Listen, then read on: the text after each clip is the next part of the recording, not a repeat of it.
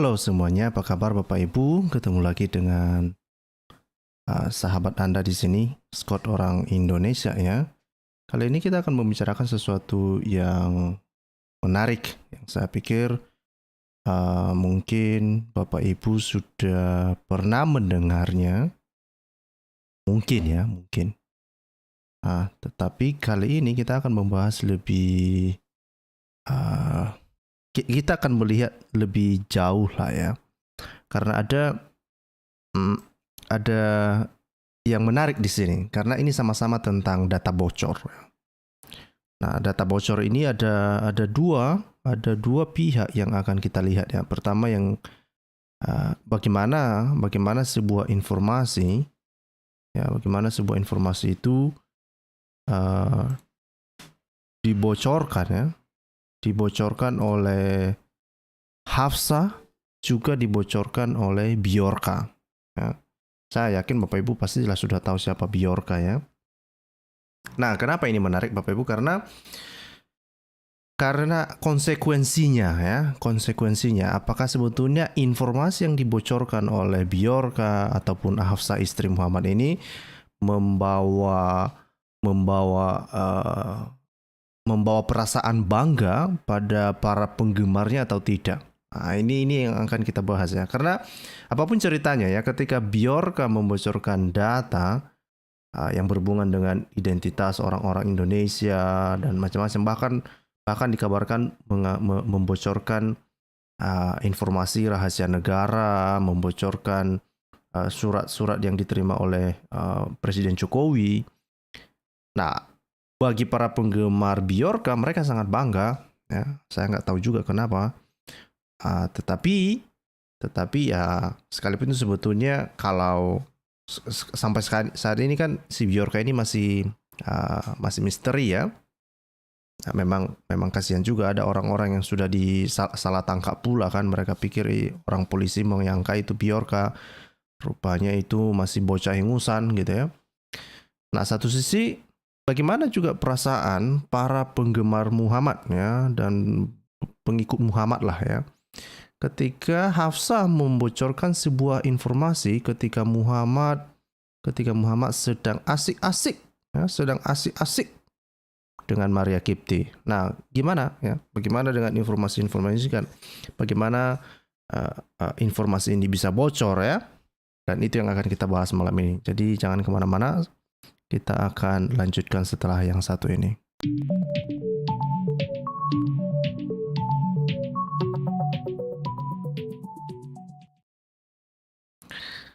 Iya, jadi Jadi mari kita lihat beberapa informasi terkait dengan Bjorka ini dulu ya. Nah, dikatakan di sini, ini kalau kita lihat misalnya, memang ini menjadi headline ya beberapa waktu yang lalu ya. Misalnya kalau kita lihat di dalam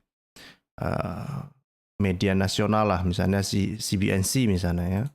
CBNC mengatakan ancaman itu nyata katanya. Bjorka bongkar dokumen rahasia Jokowi. Tapi ini pada tanggal 10 September ya. Ya ketika masih trendingnya lah ya. Mereka bilang bahwa Bjorka seorang hacker pembobol data registrasi SIM card, nampaknya tidak main-main dengan pengumumannya pada saluran Telegram miliknya beberapa waktu yang lalu. Ya sebetulnya ini sudah saya protes juga beberapa waktu yang kayaknya setahun yang lalu ya, kita sudah mendengar bahwa informasi-informasi ini seringkali bocor ya, terutama yang dari provider SIM card ya. Itu yang seringkali data kita itu seringkali bocor. Saya nggak tahu kenapa juga begitu dan kenapa pemerintah sepertinya tidak ada progres ya untuk menjamin keamanan data para pengguna.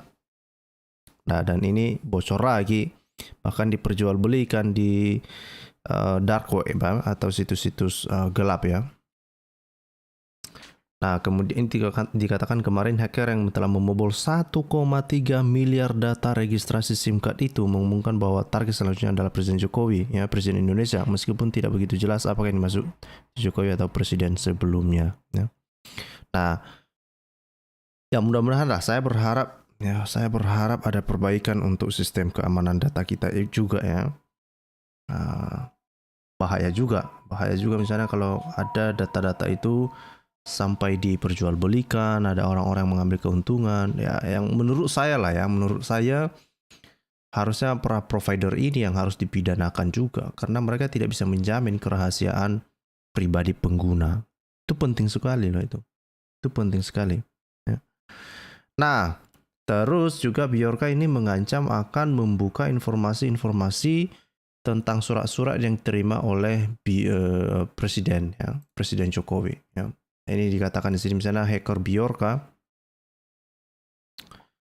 membocorkan 679.000 dokumen dan surat-surat pribadi Presiden Jokowi, ya, dan ini adalah pengakuannya. Nah, ini memang ada yang mengatakan itu tidak benar, ya, ada beberapa dari pihak kepolisian kalau nggak salah, ada yang mengatakan itu tidak semuanya benar, ada juga yang mengatakan itu valid. Nah, ini masih simpang siur, ya. Ini masih simpang siur. Dikatakan misalnya gini, seorang peretas bernama Bjorka kembali membuat heboh dengan diduga membocorkan sejumlah dokumen surat menyurat yang diklaim milik Presiden Jokowi. Ya. Dokumen tersebut diretas oleh akun Bjorka di laman Bridge Forum pada Jumat 9 September.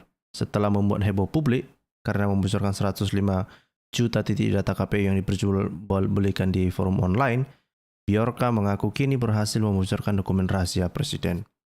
Dalam situs yang dibobol, Bjorka mencantumkan logo Presiden Republik Indonesia. Dia merujuk pada pembocoran dokumen rahasia Presiden berupa surat-surat antara 2009 sampai 2021.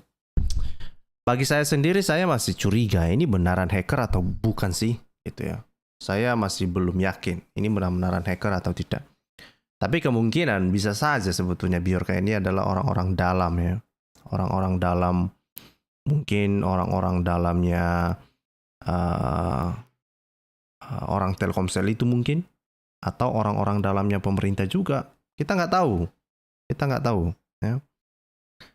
Mudah-mudahan intelijen negara betul-betul bisa memberikan informasi, ya, ke kita. Kemudian kepolisian juga mengungkap hal ini.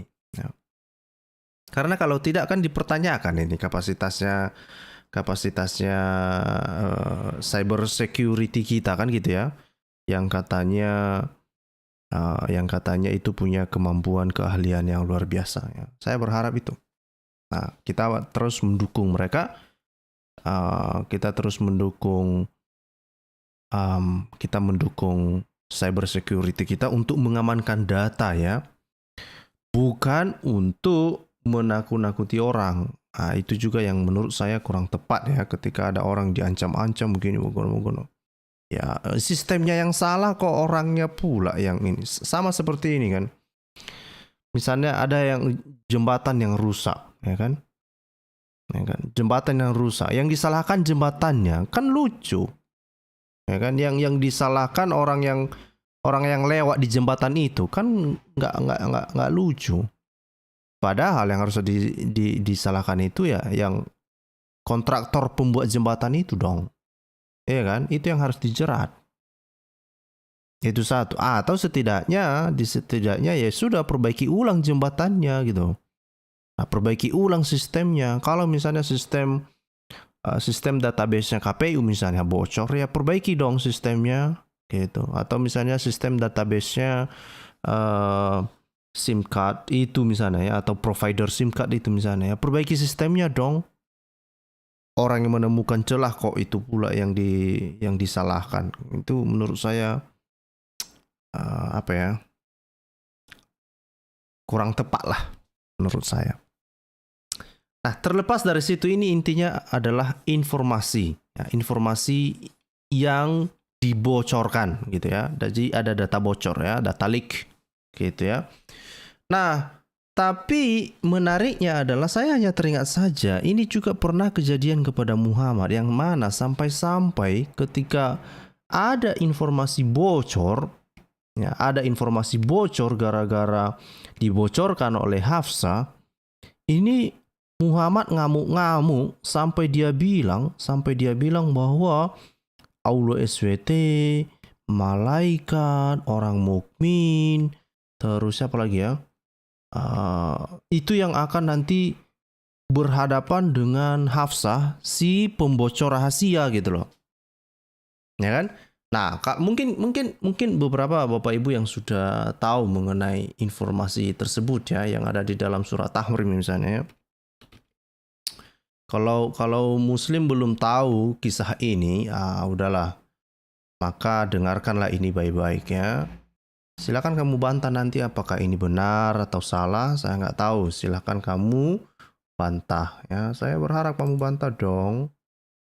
Oke. Nah, misalnya kalau kita baca di dalam Tahrim ini, katakan misalnya, "Hai Nabi."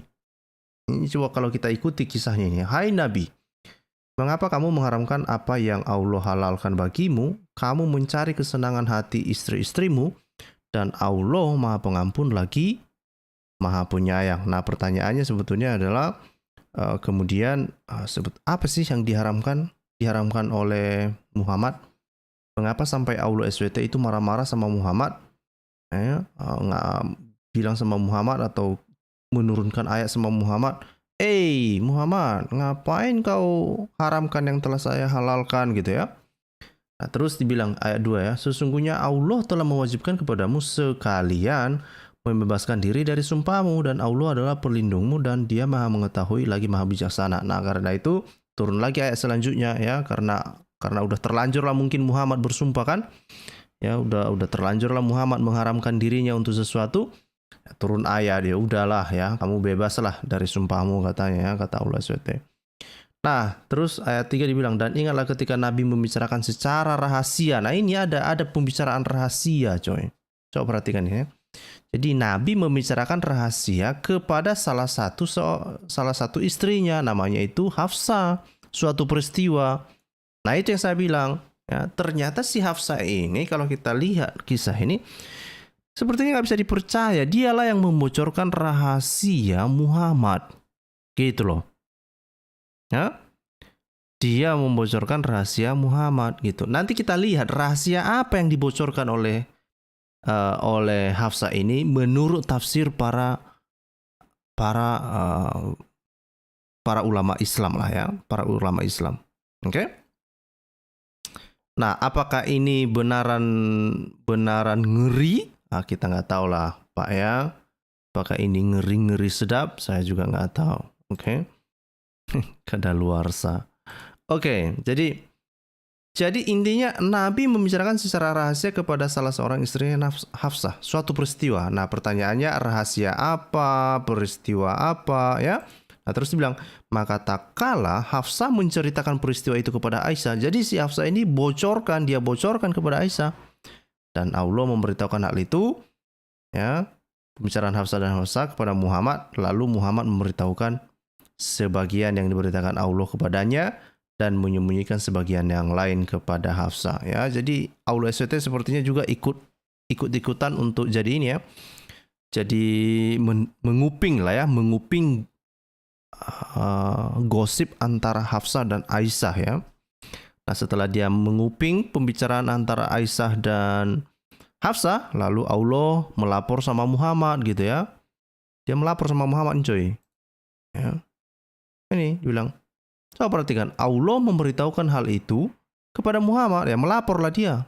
Nah, sekarang pertanyaan, siapa sebetulnya yang jadi Tuhan di sini? Muhammad atau Allah ini coba? Coba dulu, dipikirkan dulu Muslim ini. Coba di Muslim ini masalah Muhammad. Terus Allah nguping. Setelah Allah SWT berhasil nguping, dia melapor sama Muhammad. Coba.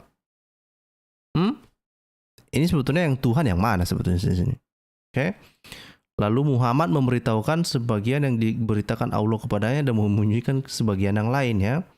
Maka tak kala Muhammad memberitahukan pembicaraan antara Hafsah dan Aisyah. Ya. Lalu Hafsah bertanya, siapakah yang telah memberitahukan hal ini kepadamu? Nabi menjawab, telah diberitahukan kepadaku oleh Allah. Jadi Allah telah melaporkan ke dia, coy. Nah, ya kan? Nggak tahu lah siapa sebetulnya Tuhan dan anak buah di sini. Jadi kacau ya. Itu dibilang bocah tua ya. Allah SWT agen 007 mungkin. Nggak tahu lah. Pokoknya dia nguping tadi ya. Dia beritahukan gosip antara Hafsah dan Aisyah, dia lapor. Setelah itu dia lapor sama Muhammad kan gitu. Nggak tahu lah, ya kan? Um, Oke. Apa ini si Leon Dragon ini? Ya, ini saya mencium-cium ada aroma oneness di sini. Kalau ada aroma-aroma oneness di sini, lebih bagus, bolehlah kamu dengarkan saja, tapi jangan terlalu banyak ngoceh ya, karena saya tidak menganggapmu, oneness tidak pernah saya anggap sebagai seorang Kristen ya. Nah, jangan kamu berpura-pura jadi domba ya. Jangan kamu berbulu domba, tapi sebetulnya kamu bukan Kristen. Ya. Kalau ada bau-bau oneness, ya biarlah nanti kamu ditangani oleh para admin ya. Kalau kamu aneh-aneh, ditangani oleh admin. Oke? Kita lanjut ya. Nah, jadi setelah Aulo SWT melapor sama Muhammad, apa yang dilakukan oleh Muhammad? Ngamuk dia coy. Ya, ngamuk Muhammad coy. Coba perhatikan ayat keempat. Ya. Coba perhatikan ayat keempat. Ini Pak Leon ya. Apalah like Scott ini. Aku baru masuk, aku Kristen oleh margaku sinaga like. Ya, saya gimana ya aku bilang ya. Kalau baru masuk Kristen lebih bagus belajar. Jangan bikin-bikin komentar-komentar yang kayak macam ini tadi yang saya highlight itu. Ya, itu bau-bau oneness itu. Alergi saya. Nah, komentar-komentar seperti ini alergi saya. Oke. Nah, nanti saya tanya kamu, awan yang kamu maksud itu apa? Nah, karena ya itu dia. Oke. Oke. Baik ya. Nah, terus kita lanjut ya. Jadi setelah Aulo SWT melapor kepada Muhammad, Muhammad ngamuk dia. Dia bilang di sini ya, dia ngamuk sama siapa? Sama kedua istrinya itu. Dia bilang begini, jika kamu berdua bertaubat kepada Allah, maka sesungguhnya jika kamu berdua telah condong, dan jika kamu berdua bantu-membantu menyusahkan Nabi, nah coba perhatikan coba, siapa yang membela Muhammad di sini? Ya, siapa yang akan membela Muhammad? Ya, maka sesungguhnya Allah adalah pelindungnya, dan begitu pula siapa? Jibril. Siapa lagi? Orang-orang mukmin yang baik. Siapa lagi? Ya, malaikat-malaikat adalah penolongnya pula. Ngeri nih coy. Jadi hanya untuk melawan dua perempuan yang sedang bergosip, ini alam semesta turun tangan coy. Muhammad, Aulo SWT, Jibril, orang-orang mukmin yang baik, dan malaikat-malaikat coy. Ngeri nggak ini? Ngeri lah. Ya. Kenapa? Karena ternyata kedua tadi itu menggosipkan sebuah rahasia. Nah, nanti rahasianya kita akan lihat. Tenang aja ya, bagi orang-orang yang tidak sabaran untuk melihat atau mendengarkan atau mengetahui tentang rahasia apa yang dibocorkan oleh Hafsah. Nanti kita lihat ya, sabar. Nah, terus dibilang sini, jika bahkan bukan hanya itu ya, bahkan Muhammad juga ngancam ya, dia mau diceraikannya itu coy. Ya, dia bilang, jika Nabi menceraikan kamu, boleh jadi Tuhan yang akan memberi ganti kepadanya dengan istri yang lebih baik. Nah, ini bahkan diancamnya coy ya. Ya, mau diceraikannya kedua perempuan itu coy. Kenapa? Karena dia bilang kalau kalian tidak berhenti bergosip, Allah nanti akan menggantikan seseorang yang lebih baik dari kamu katanya, yang patuh, yang beriman katanya, yang taat, yang bertobat, yang mengerjakan ibadat, yang berpuasa, yang janda dan yang perawan.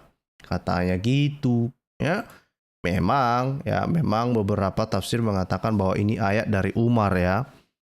Ini bukan dari Aulo SWT. Ada beberapa hadis yang mengatakan demikian ya.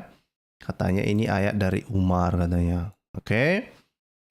Ya, pada saat itu ketika Muhammad kesusahan ya gara-gara gosip itu, makanya Umar ngomong gitu ya, dan itu jadi ayat Al-Qur'an katanya ya. katanya ya.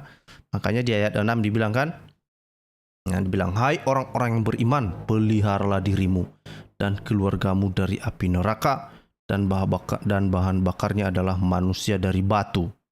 Siapa manusia dari batu? Manusia batu, manusia dan batu. Oh ya kan?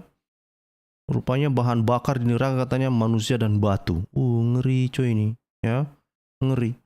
Penjaganya malaikat-malaikat yang kasar, keras, dan tidak mendurhakai Allah terhadap apa yang diperintahkannya kepada mereka, dan selalu mengerjakan apa yang diperintahkannya. Ayat 7 bla bla bla bla bla ya. Ayat 7 selanjutnya udah nggak nyambung ya.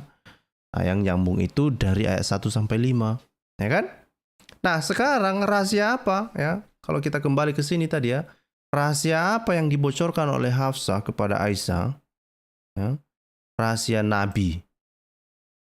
Peristiwa apa itu sehingga sampai-sampai alam semesta ini harus turun tangan untuk membela Muhammad, ya, mulai dari Allah SWT, ya, Allah SWT, Jibril, orang-orang mukmin, ya, malaikat-malaikat. Ya. Kenapa? Nah, mari kita lihat tafsirnya ya. Mari kita lihat tafsirnya. Kita mulai dulu dari tafsir-tafsir yang terkenal lah dulu ya. Siapa yang terkenal di antara orang ini? Misalnya kita baca dari Tabari dulu deh ya, dari At-Tabari. Ini adalah tafsir At-Tabari ya. Nah, ini tafsir At-Tabari ini ada di volume 25 ya, atau jilid 25 lah ya. Biar muslim tahu ya, nanti mereka bilang saya berbohong pula ya. Dia bilang nanti ya, biar saya tunjukkan dulu judul bukunya coy. Ya, ini Tabari 25 ini saya coba scroll dulu ke atas ya. Nah, ini. Nah, ini tafsir At-Tabari ya, volume 25 ya. Nah, apa yang ada di sini? Nah, ini di sini ada penjelasan tentang tahrim di halaman 215. Oke? Ada Pak Dadri ada di sini rupanya ya. Oke, jadi Oke, nah ini halaman 225 ini apa yang ada di sini ya? Ini tentang tafsir ya, tafsirnya si Tabari tentang ayat ini. Nah, ini pernah saya diskusikan dengan Pak Dani ya. Dia bilang ada dua kemungkinan, ada dua peristiwa yang kemungkinan berhubungan dengan turunnya ayat 1 katanya begitu, atau ayat tahrim inilah, surat tahrim ayat 1 sampai 5 ini. Peristiwa yang pertama itu adalah kemungkinan peristiwa tentang madu ya. Peristiwa kemungkinan yang kedua adalah peristiwa yang berhubungan dengan dipergokinya Muhammad yang sedang bumbung bersama dengan Maria di atas ranjangnya Hafsah ya. Nah, apapun gosipnya, intinya bahwa tetap saja apakah Hafsah membocorkan gosip tentang Maria atau gosip tentang Muhammad yang nggak boleh minum madu. Nah, itu adalah sebuah pembicaraan tersendiri. Tetapi pada intinya adalah Hafsah ya, menurut para tafsir katanya Hafsah membocorkan rahasia. Ya, membocorkan rahasia. Ya. Nah, bagi saya sendiri saya tidak percaya bahwa itu adalah madu, tapi banyak para Muslim percaya itu cuma madu. Silakan saja kalian percaya pada madu ya. Masalah madu sampai turun ayat coy. Ngeri nih. Berarti penting kali madu itu, ya kan? Nah, terus dibilang sini ya. Mengenai tahrim ayat 1 ini dibilang sini, para ulama berbeda pendapat mengenai apa yang dihalalkan oleh Allah tapi kemudian diharamkan oleh Rasulullah untuk dirinya sendiri ya. Ini perhatikan, sebagian ahli tafsir mengatakan bahwa yang diharamkan itu adalah Maria. Nah, itu sebagian ya. Maria, salah seorang budak wanita beliau yang merupakan orang Kipti. Beliau SAW mengharamkan Maria atas diri beliau sendiri dengan sebuah sumpah demi mendapatkan keridhaan Hafsah binti Umar, salah seorang istri beliau. Hafsah pada suatu malam merasa cemburu karena Rasulullah berada di tempatnya, belum juga tiba di kamarnya. Nah, ini adalah tafsirnya begitu. Jadi Ternyata Hafsah nunggu-nunggu di tempatnya. Muhammad nggak muncul-muncul. Kenapa? Wah, ternyata dia sibuk bersama dengan Maria.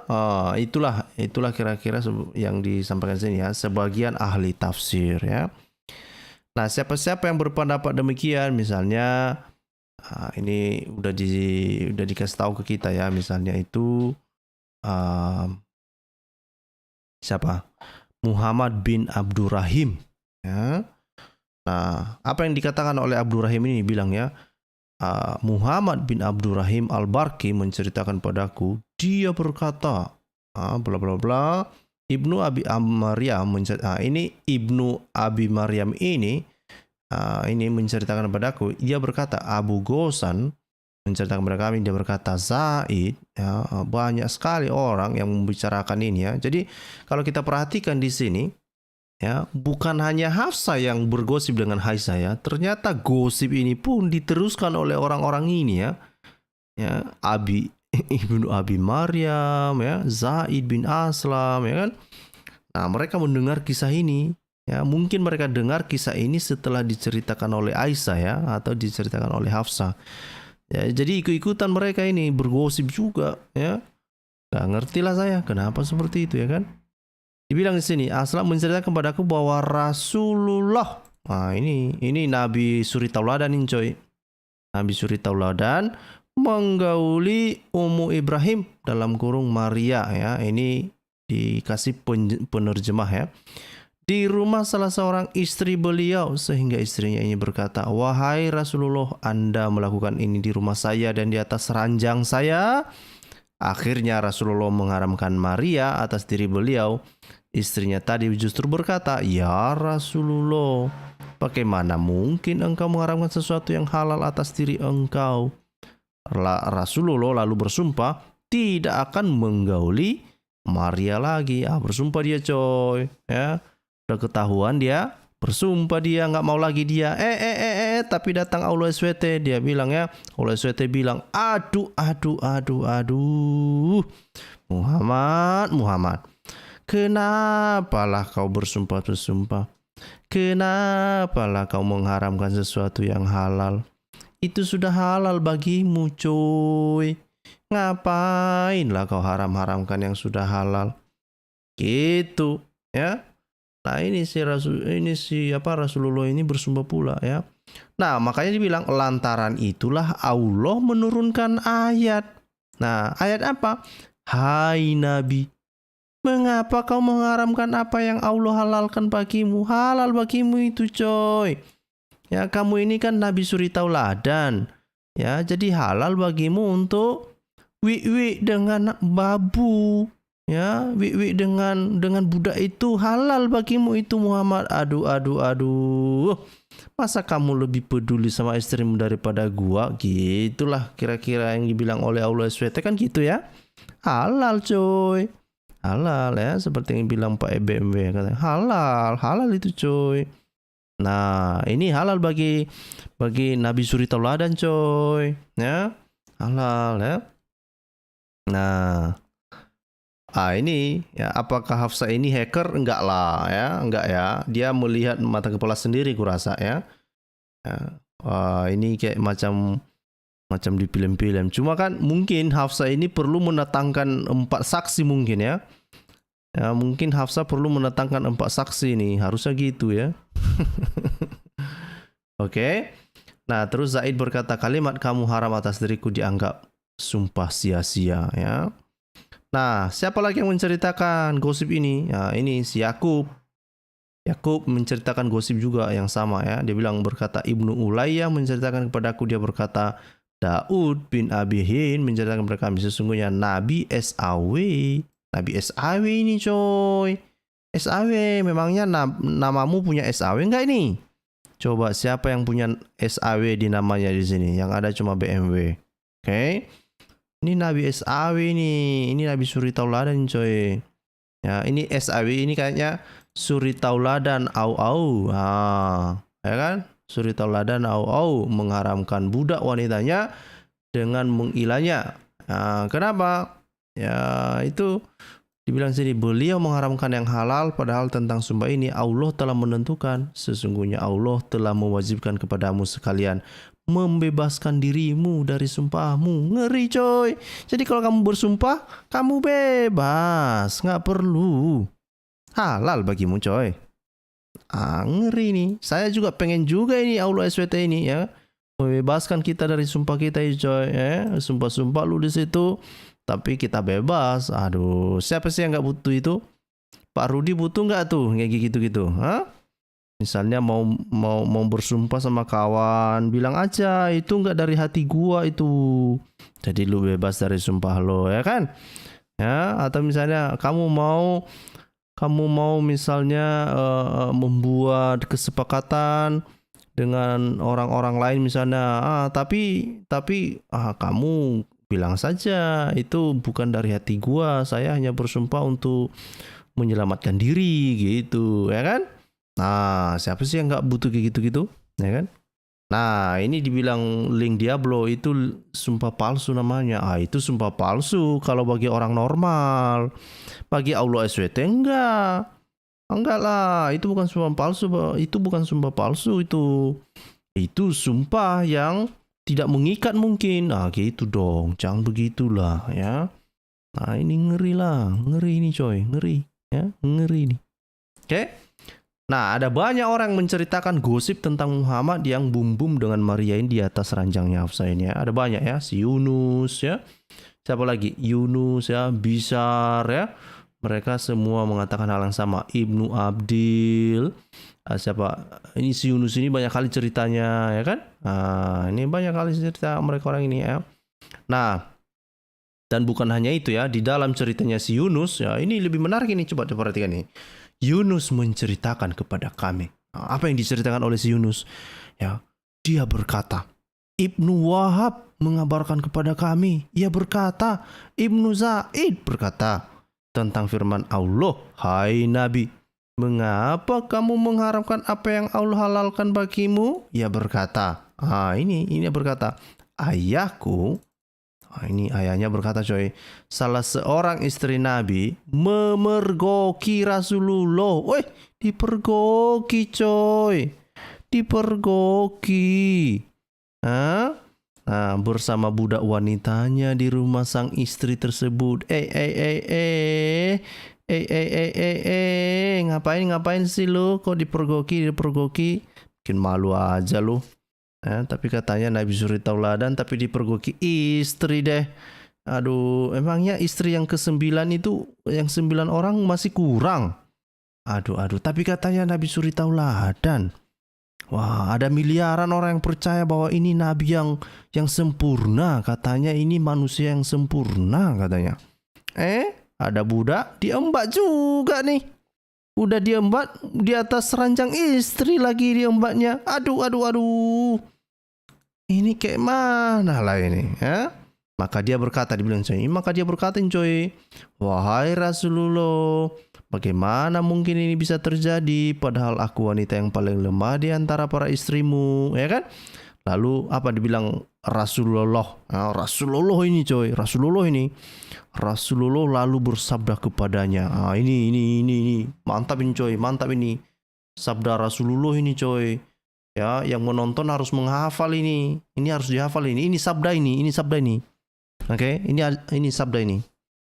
Ini sabdanya bilang, diamlah katanya. Diam.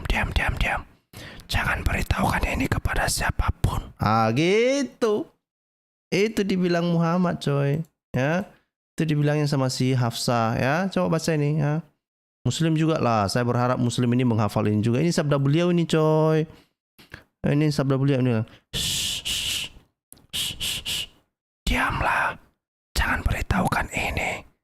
beritahukan ini kepada siapapun ya. Dia haram bagiku bila aku mendekatinya lagi setelah ini untuk selamanya. Gitu. Jadi dirahasiakannya sama si Hafsah. Rupanya si Hafsah bocor dia coy.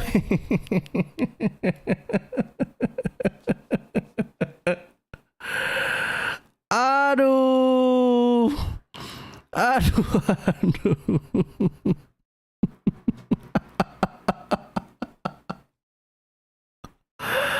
Bocor dia udah. Ini si Hafsah bocor ya. Udah diminta-minta Muhammad jangan kau beritahukan sama orang ya. Rupanya apa dibilang di sini ya? Istri beliau ini berkata, "Wahai Rasulullah, ya, ternyata si Hafsah ini jauh lebih sadar dia ya, lebih sadar dia. Rasulullah, gimana sih bisa engkau mengharamkan sesuatu yang telah Allah halalkan untuk engkau dengan perkataan dia haram bagiku untuk selamanya?" Nah, kemudian apa dibilang Rasulullah, coy? Rasulullah jawab lagi, "Demi Allah, aku tidak akan menyentuhnya lagi untuk selamanya." Ya kan? Nah, setelah itu apa yang terjadi? Turun firman, coy, turun ayat ya, menyelamatkan Muhammad dari sumpahnya ya. Ya, turun ayat ya. Ini langsung peduli Allah SWT terhadap kebutuhan Muhammad ini, coy. Ngeri ya. Ya. Ngeri ya.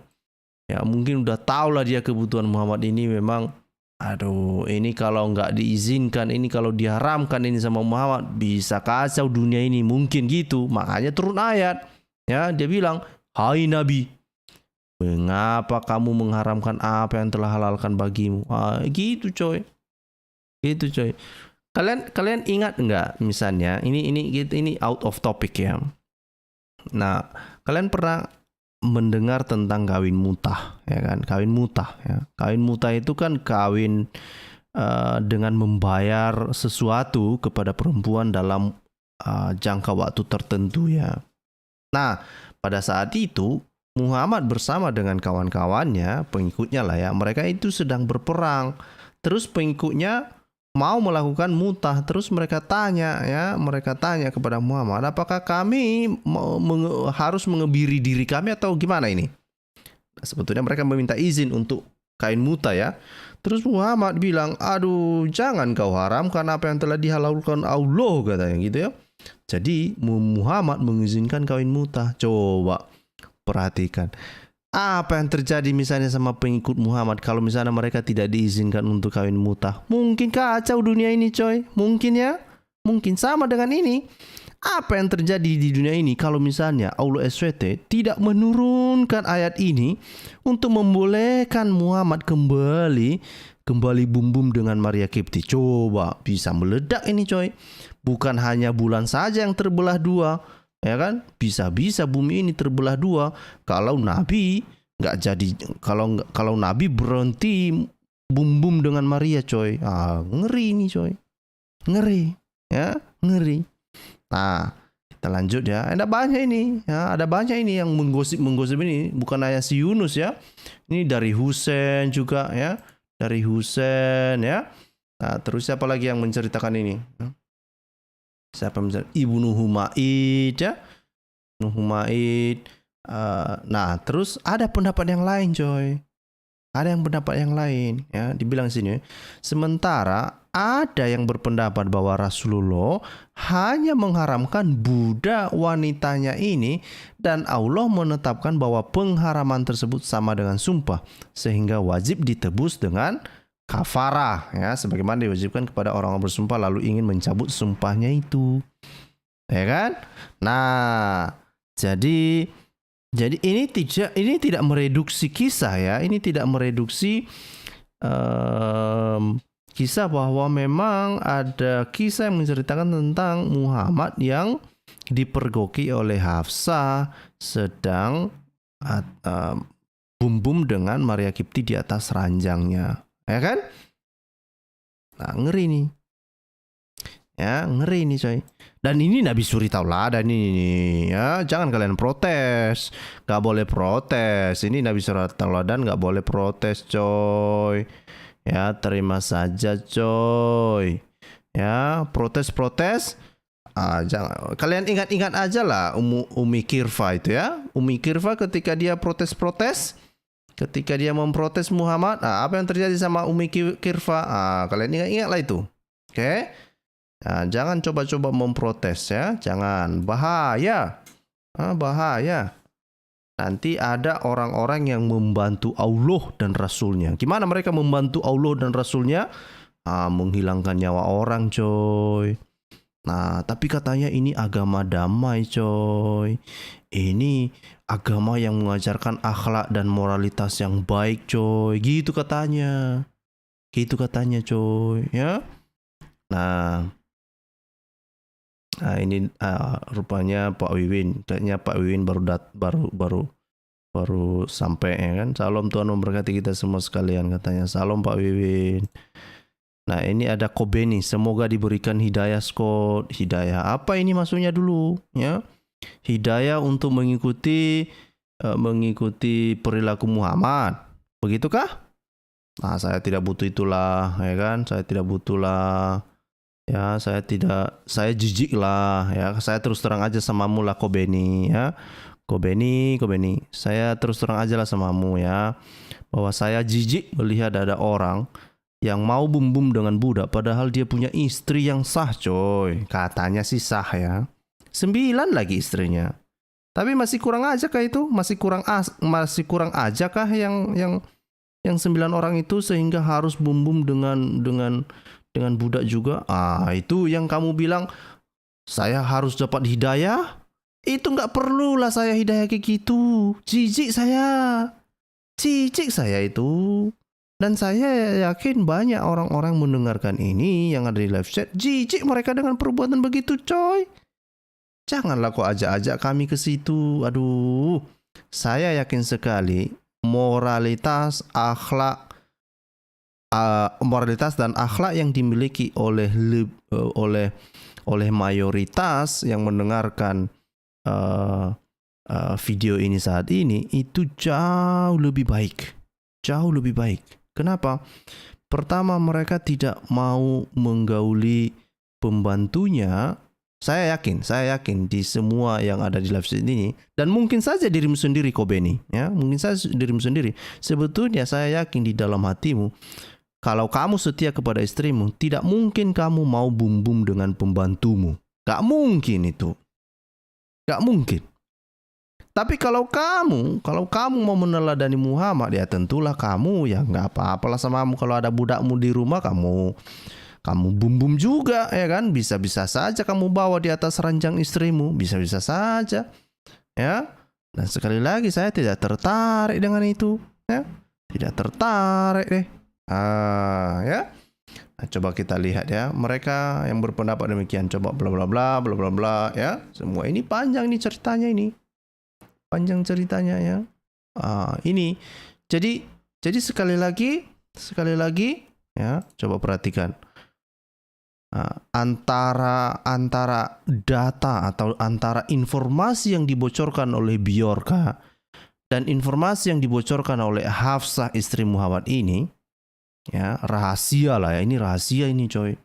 Yang mana yang membuat kamu itu paling memalukan? Kalau saya bukan hanya memalukan, itu sangat menjijikan, ya. Jangankan untuk menjadikan itu sebagai suri tauladan. Ya, bagi saya ketika hal itu terjadi, aduh, saya tidak masuk akal saya kalau itu harus dijadikan sebagai suri tauladan. Tetapi kan si Kobe ini kan dia suka yang begituan, ya kan? Ya nggak apa-apalah Kobe ini, memang mungkin hidupmu di situ, ya. Istrimu mungkin suka dengan hal itu, yang tidak apa-apalah, kan gitu, ya. Nah,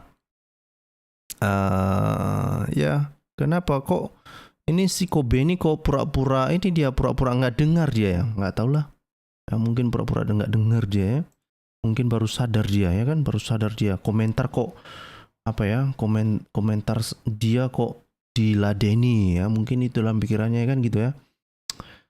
Ya, saya sudah bagikan link, ya. Kalau ada teman-teman muslim yang mau membantah, ya, tentang kebenaran informasi yang dibocorkan oleh Hafsah ini, silakan.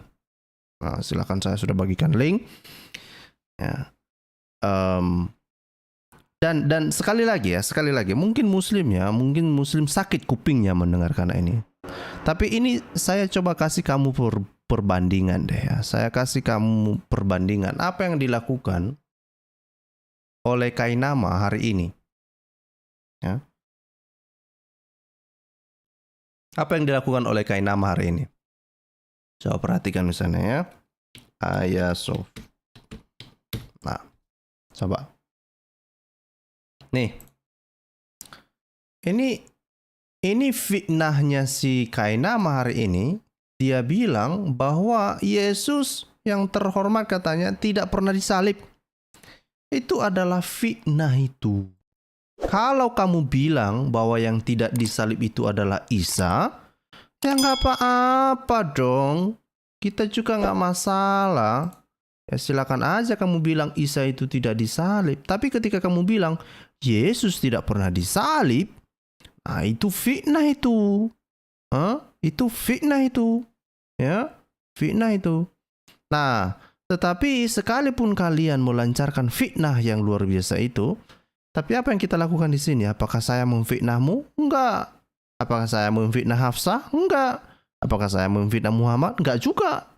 Ya, enggak juga. Saya tidak ikut-ikutan dengan cara kalian yang suka memfitnah, yang suka mengagung-agungkan kebohongan. Ya, tapi yang kita bongkar apa? Ya, informasi yang dibocorkan oleh Hafsah. Itu saja. Itu saja. Kita tidak kemana-mana. Kita tidak mengarang-arang bebas, tidak seperti para polemikus-polemikus muslim itu. Itu ya. Ini ada si Ahmad di sini ya. Mana si Ahmad? Terus kenapa ada pendeta LGBT katanya? Oh, tanya sama pendetanya lah. Kok tanya sama saya? Ya kan? Ini si Ahmad nih katanya. Terus kenapa ada pendeta LGBT? Tanya sama pendetanya lah. Kok tanya sama saya? Ya kan? Memangnya Tuhan Yesus mengajarkan LGBT? Kan enggak. Ya kalau Tuhan Yesus tidak mengajarkan LGBT, ngapain? Kenapa kami sibuk harus menjawab itu? Tanya pendetanya. Kalau nggak ada dalam ajaran ya udah, nggak ada yang perlu dibicarakan toh, gitu. Nah, ya. Terus dibilang di sini ya. Ini dibilang si Ahmad Ulum. Ini menarik ini. Ini menarik. Terus kenapa banyak pendeta pedofil? Oke, berarti kamu menyadari bahwa pedofil itu salah kan gitu ya? Oke.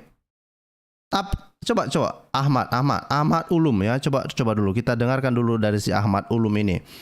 Coba kamu tuliskan di kolom komentar apakah pedofil ini salah atau tidak.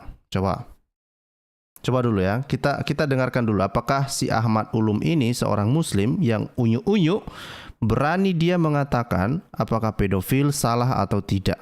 Coba saya mau tunggu.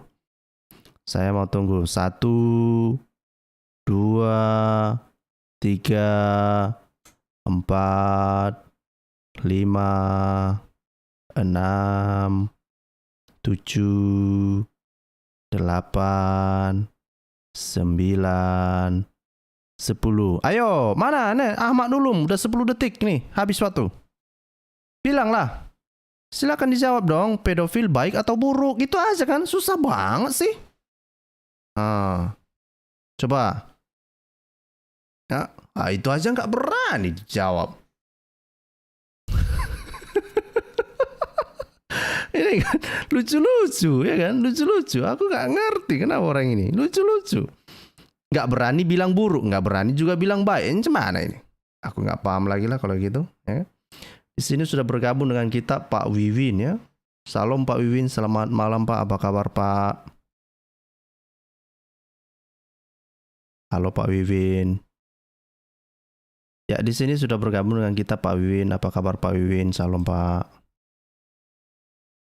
Halo, selamat malam. Selamat malam Pak. Silakan Pak. Iya. Ya. Mau bilang apa saya, Bro Scott? Ini apa namanya? Ya rekan muslim tiba-tiba langsung low bed gitu kalau sudah ditanya gitu kan.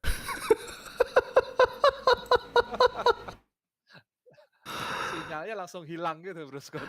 Iya, padahal kan cuma ditanya, berarti pedofil itu baik atau buruk gitu aja kan? Iya, betul. Nanti kalau dia bisa menjawab ya atau tidak, kita bantu tunjukkan referensi definisi pedofil kan. Iya. Iya. Maaf Bro Scott, kok suara saya agak echo ya? Aku sih dengarnya bagus ya. Mungkin karena Pak Wiwin buka YouTube kali ya. Hmm, oke, coba saya Tes, matikan YouTube-nya ya. tes, tes, tes, tes.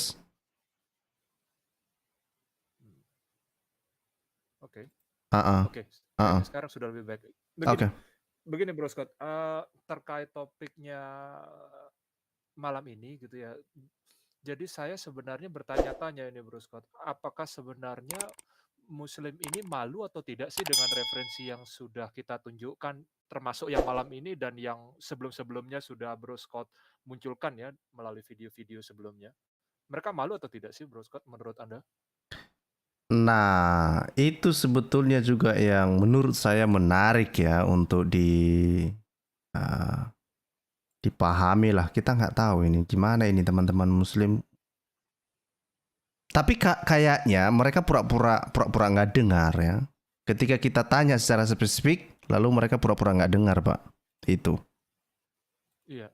Jadi memang contoh si Ahmad tadi ya Bro Scott ya, ketika melempar isu ya, kemudian kita langsung challenge dengan pertanyaan yang sederhana, yang seharusnya bisa juga dijawab dengan sederhana pun mereka tidak bisa begitu ya Bro Scott ya. Jadi saya juga sependapat sebenarnya mereka ini tahu bahwa referensi-referensi itu ada, tapi mereka malu gitu. Dan malu itu akhirnya juga menjadi bingung gitu ya Bro Scott ya. Jadi ini mungkin terkait sama, topik yang kalau ya ini saran saya lagi nih Bro Scott, kalau nggak keberatan bisa diangkat, kapan gitu Bro Scott ya, mengenai, seminggu yang lalu atau 2 minggu yang lalu itu banyak, muncul video yang ada orang muslim membakar, tafsir itu ya Bro Scott ya. Hmm, Itu hmm. sebenarnya menurut saya merupakan indikasi juga bahwa mereka sudah serba salah posisinya Bro Scott ya. Sebenarnya terus terang saya kasihan gitu ya. Di satu sisi mereka merasa bahwa apa yang mereka yakini itu benar gitu. Tapi ternyata setelah dibuka referensinya, referensi itu tidak sesuai dengan propaganda yang selama ini mereka terima atau yang selama ini mereka yakini gitu. Jadi mereka tuh seolah-olah hidup di halusinasi yang referensinya ternyata bertolak belakang dengan apa yang mereka pahami selama ini gitu loh. Jadi Eee, apa ya, ya kasihan sebenarnya saya gitu, hidup dalam dilema seperti itu jadi mau mau mau apa yang mereka gunakan sebagai pembenaran itu ketika referensinya tidak sesuai dengan propaganda atau apa yang mereka pahami gitu. Jadi, mungkin bisa dibantu diangkat kalau Anda tertarik Bro Scott, siapa tahu juga teman-teman ada yang tertarik gitu. Sebenarnya ini isu isu lama ya Bro Scott ya, di negara-negara lain hal ini sudah ada dan sudah banyak gitu ya. Sepertinya di Indonesia ini, baru muncul kembali gitu ya, dan saya yakin ke depannya pun juga akan ada lagi gitu. Jadi, Bro Scott dulu kalau nggak salah pernah ada videonya mengenai, bahkan Quran pun ditemukan banyak jadi penyumbat di selokan kan gitu di Saudi Arabia itu kan. Ya, Jadi ya hal-hal seperti itulah kalau nggak keberatan mungkin bisa diangkat Bro Scott. siap, siap, siap, siap. Nah, nanti ya supaya juga inilah mengikuti kabar-kabar terbaru kan gitu ya, Pak. Iya, iya. Baik, di sini ada sudah bergabung dengan kita Pak Hellboy. Salam Pak Hellboy, selamat malam Pak. Apa kabar Pak? Salam juga, baik-baik. Bagaimana? Sehat, sehat Pak, sehat. Sehat-sehat semuanya. Ini bagaimana ini? Ya, gimana menurut Pak Hellboy ini?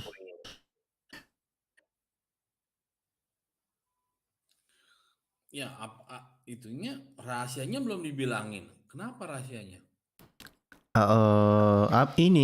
Ini si si Biorka membocorkan data orang-orang Indo. Hafsa membocorkan rahasia Muhammad. Nah, ternyata rahasia ini ada dua katanya Pak. Nah, rahasia tentang minum madu sama rahasia tentang bum-bum dengan Maria Pak. Gitu Pak. Nah. Saya tertarik dengan rahasia minum madu. Oh gitu ya, gitu ya, gitu ya. Oh gimana, Iya, gimana Pak? Kenapa tertarik Pak? sebenarnya motifnya itu kenapa harus dirahasiakan orang minum madu? Apa madunya boleh colongan? Nggak mungkin lah nyolong. Mamat itu orang kaya itu.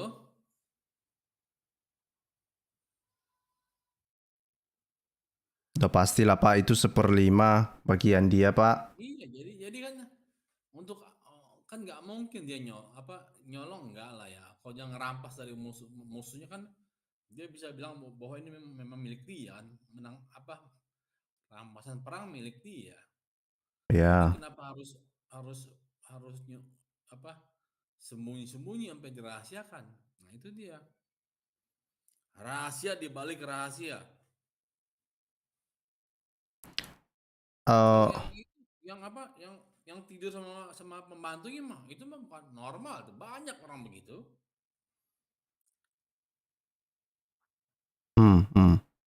Bukan suatu yang aneh kan? Apa aneh buat buat Scott? Orang tidur sama pembantu. Nggak aneh. Banyak begituan. Ya. Tapi yang aneh orang makan madu dirahasiakan. Padahal madunya bukan colongan punya. Itu aneh.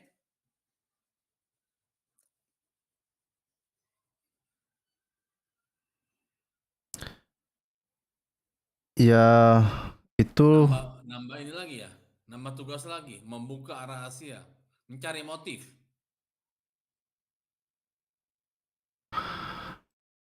Nah itu memang kita nggak tahu ini sampai mana mereka harus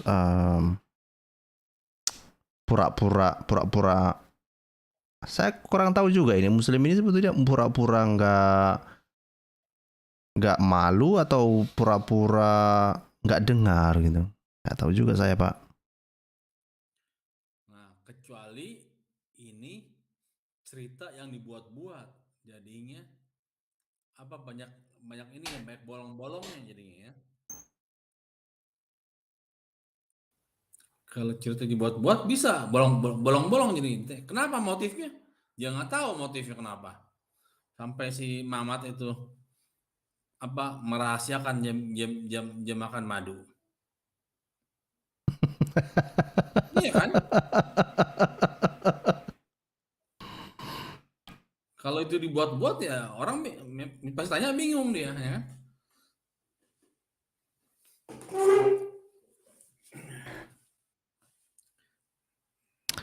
Ya mungkin ada teman-teman Muslim yang mau mencoba untuk. Kenapa jangan belajar dari Mamat? Kenapa nggak belajar dari Ferdi Sambo aja ya? Gimana lagi tuh Pak? Ya Mamat belajar dari Ferdi Sambo aja. Ketahuan orangnya, lakukan proses singkat.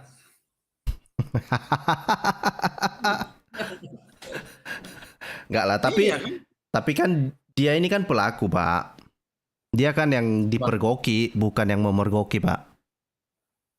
Iya nggak apa-apa. Memang kan yang sono juga sama, ketahuan dia. Oh wah ini ketahuannya nih. Siapa pendeta yang memberkati Ferdi Sambo menikah? Lu ya? Oh, nggak tahu juga Pak. Nggak tahu. Atau Scott kali ini yang memberkati. Sekarang udah pilot. Tadi saya lihat ada Muslim sebetulnya berkomentar-komentar. Padahal ditanya satu pertanyaan saja nggak mau. Padahal begitu semangat tadi ditanya satu nggak mau. Kita jangan melayani yang di bawah, lantar nggak kelar-kelar nih jadinya. Mau aja naik, kan nggak mati kan? Itulah. Kalau kalah nggak mati orangnya. Nggak berdarah lagi Pak. Iya. Iya, ya mereka pikir mungkin diam itu emas gitu ya kan. Padahal dia nggak tahu ya kan. Padahal dia nggak tahu kalau ngomong tetapi sesuai sama temanya dan bisa menjawab dengan dalil-dalil yang benar itu bukan emas lagi, berlian itu, ya kan? Nah, itu masalahnya, ya kan? Bukan hanya emas. Nah, Aduh. ini Bro Scott. Gimana Pak? Apa namanya? tertarik tadi Anda kan sempat tadi sampaikan mengenai apa ya sih sebenarnya yang terjadi. Ini bagi pesan ini ya bahan renungan nih malam nih sebelum tidur nih bagi rekan-rekan muslim yang menyimak nih kan. Nah, apa sih sebenarnya yang terjadi ketika Allah SWT itu tidak mengizinkan Muhammad untuk apalah istilahnya Bro Scott bum lah gitu ya kan dengan budaknya gitu loh kan. Apa sih yang terjadi? Langsung kiamat gitu apa gimana ya kan? Nah, kan itulah maksudnya nyampe nggak sih mereka berpikir ke sana gitu agak jauh sedikit lah gitu ya kan. Nyampe nggak? Atau pertanyaan sederhana saja ya kan, apa sih kepentingannya, kaitannya antara sesuatu yang sifatnya spiritual begitu ya, religius gitu Bro Scott, dengan urusan yang kawin-mawin atau urusan kesenangan jasmani itu apa hubungannya sih? Apa sih privilege dari Muhammad yang diberikan oleh Allah SWT itu apa faedahnya gitu, apa gitu ya kan? Istri 1, 2, 3, 4, 5 sampai 9 atau 13 itu apa sih faedahnya gitu? Menunjukkan apa sih itu gitu? Apa kaitannya dengan spiritual gitu? Itu tolong ke teman-teman muslim jadi PR ya, bahan renungan untuk direnungkan atau kalau bisa ada yang bantu jawab gitu ya. Ya kan? Di mana unsur spiritualnya Bro Scott kalau menurut Anda di situ? Eh, susah memang untuk bisa melihatnya dari situ, Pak. Susah. Contoh apa yang coba ditampilkan juga gitu? Saya kok agak sulit ya melihatnya Bro Scott ya. Contoh apa yang bisa ditampilkan? Menolong. Menolong apakah seharus dinikahi? Menolong ya ditolong saja gitu. Kenapa harus dinikahi? Ya kan? Jadi ya itulah untuk jadi bahan renungan ya bagi rekan-rekan muslim. Lalu tadi yang poin keduanya Bro Scott Anda singgung sedikit mengenai kain nama gitu ya. Ya kalau memang saya belum lihat videonya ya Bro Scott. Tapi kalau memang benar mengatakan bahwa Yesus tidak disalib dan segala macam. Ya kalau dia mau membahas Qur'annya ya silahkan gitu. Tetapi harusnya bagi yang menonton mulai berpikir kritis dong, tanya sama Kainama, Pak Kainama, nama Yesus di dalam Quran itu di mana Pak? Kalau nggak ada kenapa disebut-sebut gitu loh. Kalau di situ dinyatakan sebagai Isa ya sebut Isa saja kan? Ya, itulah, Pak. Iya, iya gitu loh Bro Scott. Nah, sama mungkin ini sedikit Bro Scott, supaya kita adil ya, kita selalu coba sisipkan sedikit Bro Scott, apa sih sebenarnya yang dikatakan di Alkitab Bro Scott mengenai apa namanya, jangan berzina itu Bro Scott.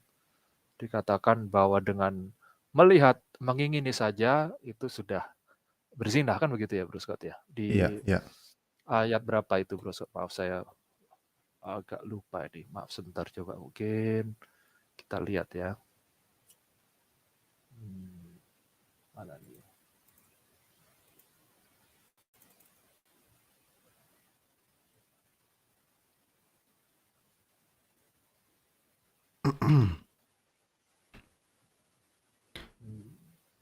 Mengingini dalam hati ya. Iya, Matius Tuh, 5:27 ya Bro Scott. Matius 5 ayat 27. Coba kita lihat. Kita. Oke.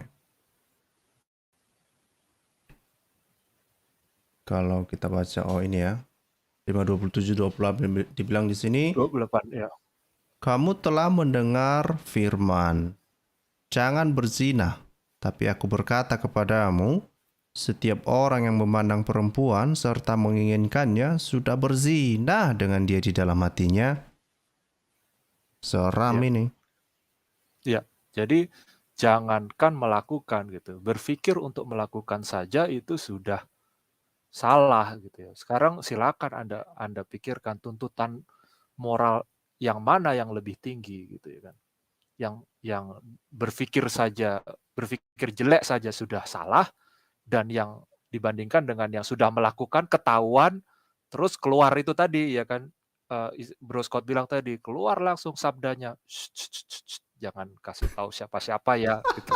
Ada begitu ya. Lucu Men- juga itu, ada juga gitu. Itu gimana saya menyampaikannya, dakwahnya itu gimana gitu ya. Jadi tiba-tiba dakwahnya kayak Bro Scott gitu kan, di depan sekian ribu apa namanya jemaah gitu Bro Scott ya, langsung gitu. Mari kita sama-sama dengarkan firman dari Allah SWT. Jangan beritahu siapa-siapa ya. Wah. ini bukan dari Allah SWT, Pak. Ini dari Rasulullah, sabda ini, Pak. Sabda. Oh, sabda. Maaf, Heeh. maaf, saya salah kalau dikoreksi. Sabda Rasulullah. Sabda Rasulullah ya gitu. Mari dengarkan gitu. Kalau kalau CP itu ada musik backgroundnya sudah itu Bro Scott ya. Ini saya sedang mencari. Anda mungkin perlu. Iya, Anda Saya perlu perlu itu kan. cari sound apa ini, background sound juga ini kayaknya. Aduh. Iya, buat biar bisa dibawa ke tingkat meditasi itu Bro Scott. Itu kan penting banget ini kan. Ya, Ini penting lah penting itu. ini penting ini makanya Iya. diceritakan turun temurun, ini penting sekali ini, Pak. Iya. Sama satu lagi sebenarnya saran saya Anda perlu cari musik itu ya nomor 1 Bro Scott ya untuk background supaya lebih apa ya, lebih spiritual lah gitu Bro Scott ya, nomor 1 itu. Sama yang kedua Bro Scott, kalau Anda membacakan ayat yang bunyinya, "Hai Muhammad" gitu, itu atau "Hai Rasul" gitu, itu harus dengan tegas Bro Scott. Oh iya ya. "Hai hai Rasul" gitu harus tegas. Jangan Anda gitu, "Hai Rasul," nanti dibalas sama Muhammadnya, "Hai Allah." Ya kan nggak enak Bro. Oh, misalnya gini ya, ini. Hai Nabi, Nah. mengapa kamu mengharamkan? Iya, jangan melambai gitu Bro Scott. "Hai Rasul," "Hai," gitu kayak say hello gitu jadinya ya kan. Kan nggak enak dengarnya Bro Scott ya. Iya, begitulah. Jadi, dari saya sih mungkin itu ya Bro Scott ya, bahan renungannya ya, teman-teman ya, silahkan ya. Apa sih, pesan moralnya yang didapat dari cerita seperti ini, ya kan? Saya kok nggak melihat itu ada unsur spiritualnya di situ ya Bro Scott ya. Atau ada pesan moral yang coba disampaikan di situ itu apa gitu. Lalu ada juga klaim ya Bro Scott ya, ini untuk pembelajaran kita, saya juga sering dengar klaim-klaimnya mengatakan bahwa, itu, eee, sudah dinikahi gitu ya Bro Scott ya, kalau nggak salah ya Bro Scott ya? Mungkin bisa Siapa? dijelaskan dia. Maksudnya gimana? Si Buddha ini katanya sudah Oh, dinikahi begitu ya kan. nah, ke sana memang. Ini apanya? Ini yang menariknya. Jadi eh ada banyak artikel, terutama yang artikel bahasa Indonesia, mengatakan bahwa Maria Kipti ini telah menjadi istri Muhammad. Iya. Tetapi ternyata dari berbagai tafsir juga fatwa ulama itu tidak ada indikasi bahwa Maria ini jadi istri. Dan ini adalah salah satu, ini dikatakan ya, ini disebut sebagai istri ya, istrinya termasuk si Maria Kipti ini. Tapi ketika kita telusuri lebih jauh, ternyata ada fatwa ya di sini. Misalnya ini fatwa terhadap pertanyaan yang menanyakan tentang status Maria Alkitibia ini, apakah dia ini adalah sebagai ibu para mukmin lah ya, atau ibu para orang-orang percaya, atau sebetulnya dalam kata sederhananya sebagai istri Nabi lah kira-kira gitu ya. Nah, tetapi apa yang dijelaskan di sini, dia bilang bahwa tidak ada indikasi tersebut, oke? Dan dikatakan dia itu hanyalah budak ya, konkubin ya, konkubin. Sana ini dikatakan bahwa ini ya, misalnya berasal dari Al-Istiyab, dikatakan Maria was one of the prophet concubine, not one of his wife. The mothers of the believer are the wives of the prophet. Oke, bla bla bla bla bla bla. Jadi dikatakan bahwa Maria ya, adalah salah satu budaknya Muhammad, bukan salah satu istrinya. Nah, istri-istri atau